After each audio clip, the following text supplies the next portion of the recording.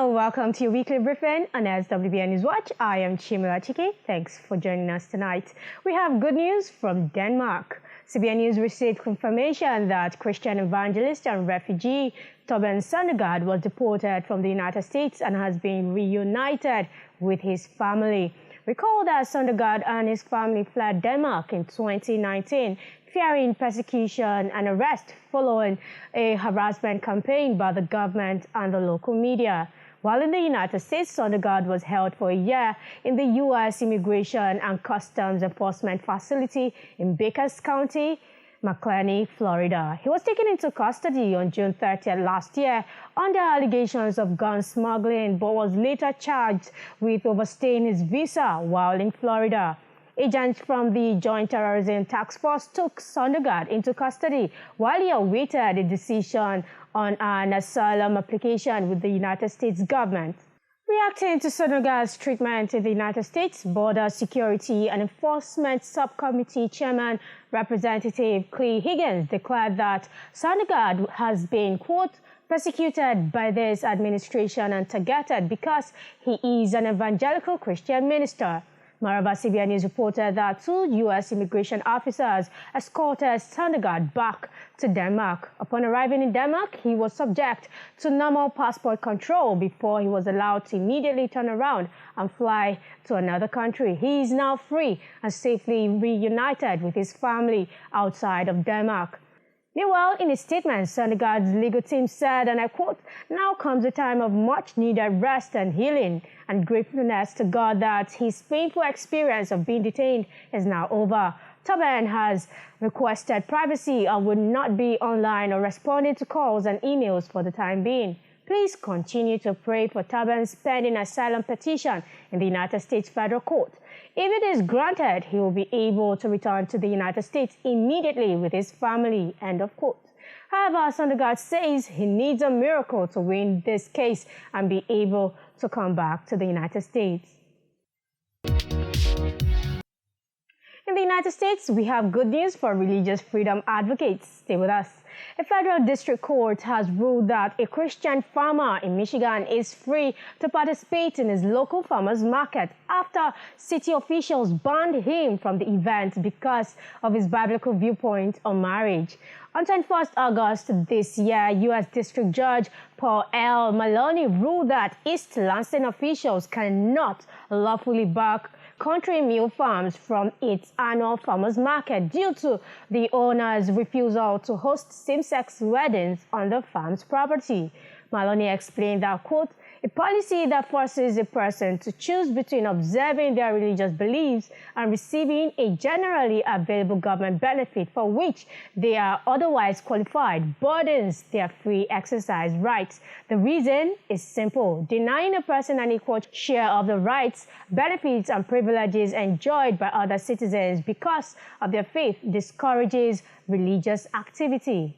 CBN News earlier reported that Steve and Bridget Tennis operate their Country Mills farm in Charlotte, Michigan, where they also host weddings. The Christian family used to set up a booth at the East Lansing Farmers Market to sell their produce, but in 2017, officials decided to punish them after the family posted on Facebook that they believe marriage is between a man and a woman and would not host LGBTQ weddings on their property.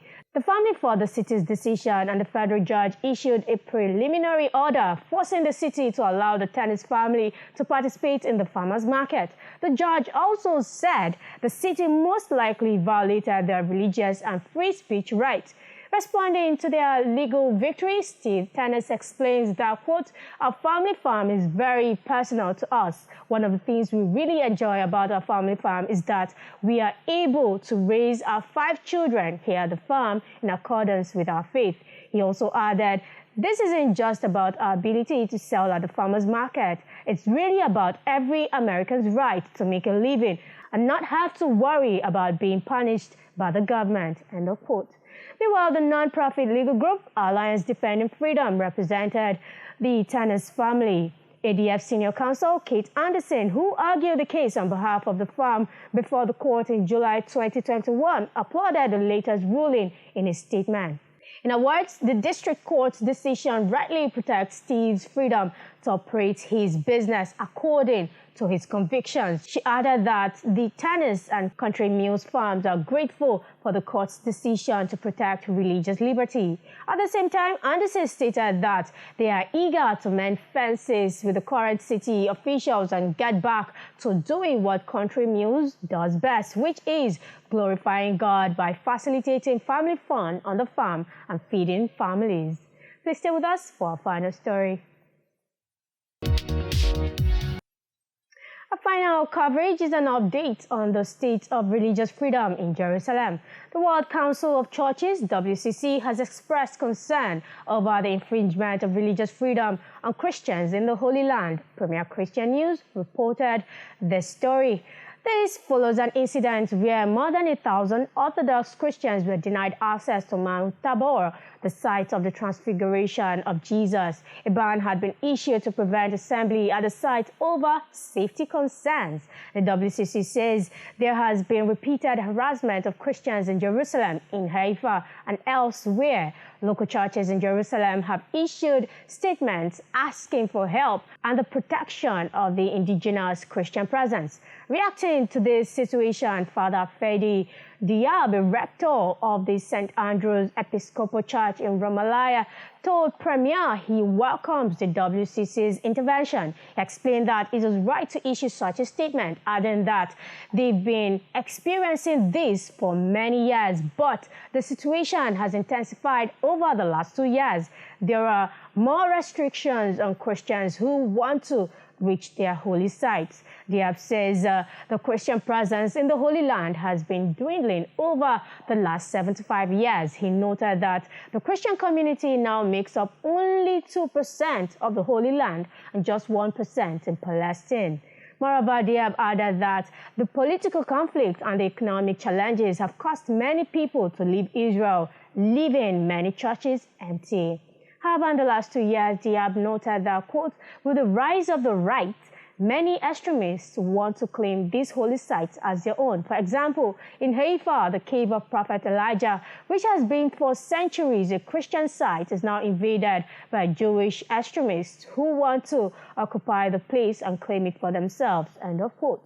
In a statement, the WCC's General Secretary, Jerry Pillay, explained that the Israeli police set up multiple checkpoints at Mount Tabor and consequently delayed no less than 1,000 cars for 2.5 hours, including that of the executive committee member of the World Council of Churches, Dr. Aude Kuwaz. Pillay also added that the faithful were surprised that a ban was issued to prevent assembly on Mount Tabor and the open area amidst safety concerns for the participants.